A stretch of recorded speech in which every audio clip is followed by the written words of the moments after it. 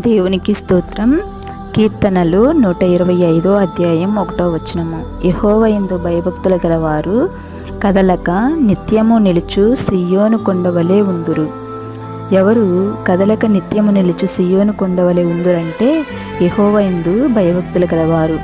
యోబు యెహోవా సన్నిధిలో యథార్థంగా ఉన్నప్పుడు తన సర్వాన్ని, తన ఆస్తిని, పిల్లలను, తనకు కలిగిన సర్వాన్ని కోల్పోయినప్పుడు తన శరీరంలో కూడా వ్యాధి కలిగినను అతడు దేవుని సన్నిధిలో కదలకుండా ఉన్నాడు, స్థిరంగా ఉన్నాడు, నిత్యము నిలుచు సియోను కొండవలే ఉన్నాడు.